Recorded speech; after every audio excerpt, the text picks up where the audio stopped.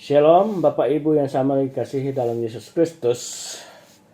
Kita berjumpa lagi edisi Rabu 18 Februari tahun 2026 dalam renungan harian Gereja Toraja yang saat ini kita akan buka dari Yoel 2 ayat 1 sampai 2 dan ayat 12 sampai 17. Namun sebelum kita baca, kita minta pertolongan kepada Tuhan. Kiranya Tuhan membuka akal pikiran kita agar firman-Nya yang kita akan renungkan pada saat ini dapat mengambil bahagian dalam setiap langkah kehidupan kita. Kita berdoa.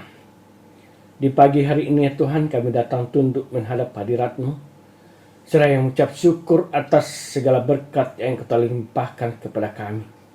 Sepanjang malam tadi Engkau telah tuntun, sehingga di pagi hari ini kami dapat bangun dengan tubuh yang sehat, tubuh tanpa kekurangan suatu apapun. Dan kini ya Tuhan, kami akan membuka merenungkan sebagian kecil daripada firman-Mu.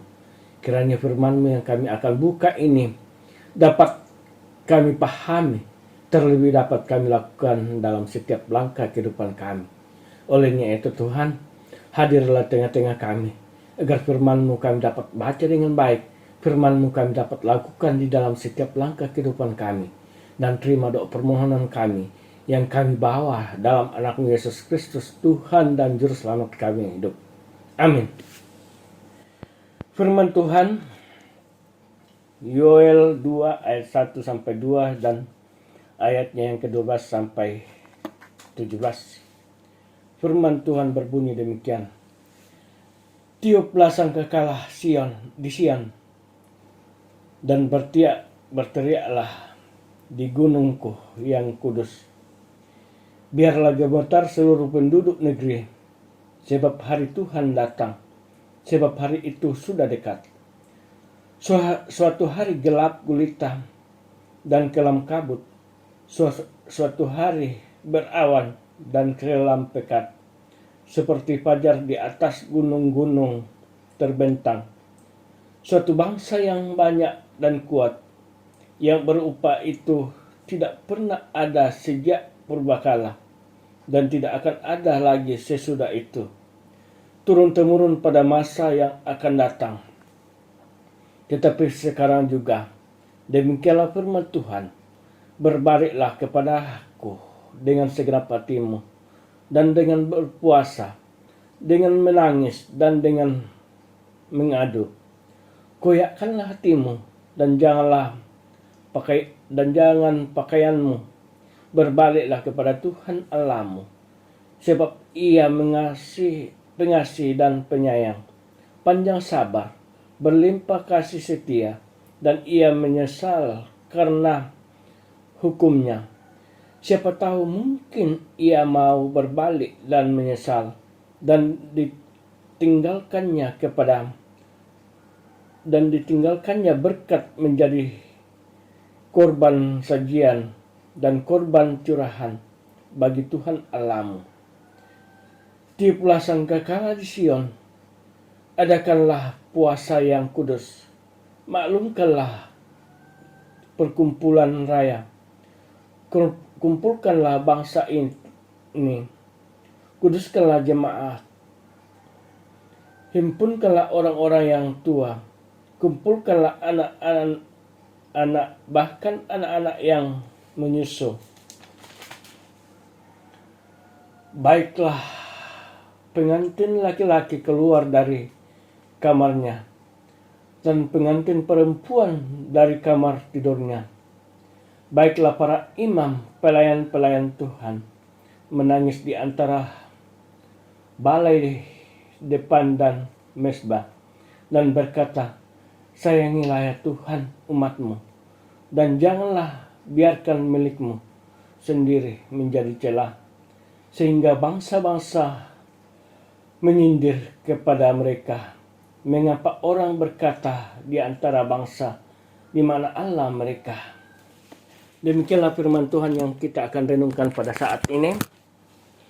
Dan pada pagi hari ini mengangkat tema yaitu hidup demi kemuliaan Tuhan. Sebuah ungkapan mengatakan, bagi Tuhan tidak ada yang mustahil. Sementara itu ada juga ungkapan mengatakan bahwa ada hal yang mustahil bagi Tuhan, yakni mustahil Tuhan berhenti mengasihi, karena Ia adalah kasih itu sendiri. Ungkapan yang kedua tentunya benar, namun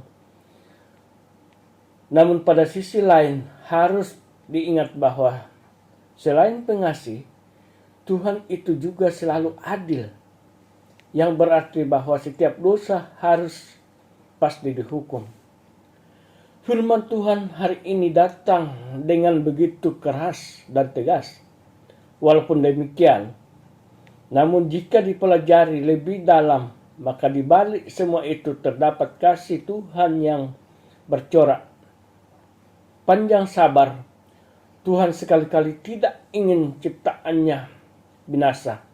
Karena itu, Ia terus berkarya demi keselamatan ciptaannya, termasuk melalui tindakan yang keras dan tegas.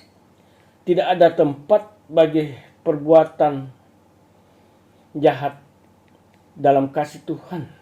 Bahkan dosa menjadi kejijikan bagi Tuhan. Tidak ada dosa benar, tidak ada dosa besar dan dosa kecil, melainkan dosa tetaplah dosa yang tidak akan bisa dicampur adukkan dengan kekudusan Tuhan. Akhir dari dosa sangat jelas digambarkan, yakni kegelapan yang sangat pekat dan sama sekali tidak ada terang di sana. Situasi di mana kegelapan mencapai puncak tertinggi sungguh sangat mengerikan. Namun di tengah peringatan Tuhan yang mengerikan ini, kasih tidak pernah padam. Tuhan yang panjang sabar, berlimpah kasih setia, senantiasa memberikan kesempatan kepada umatnya untuk bertobat dengan sungguh. Pertobatan yang sungguh itu digambarkan dengan ungkapan mengoyakkan hati. Setiap detik kehidupan ini adalah anugerah dari Tuhan. Karena itu, maka sepatutnya lah setiap detik kehidupan ini juga dipenuhi dengan tindakan yang seturut dengan kehendak-Nya. Demikianlah seharusnya kita menjalani hidup karunia Tuhan. Amin. Sampai demikianlah renungan kita pada pagi hari ini. Dan kita berdoa. Kembali lagi kami sujud di hadapan hadirat-Mu di pagi hari ini ya Tuhan. Engkau telah tuntun, Engkau telah bersama dengan kami dalam merenungkan sebagian kecil daripada firman-Mu ya Tuhan. Kiranya firman-Mu yang kami telah renungkan saat ini dapat mengambil bahagian dalam setiap langkah kehidupan kami.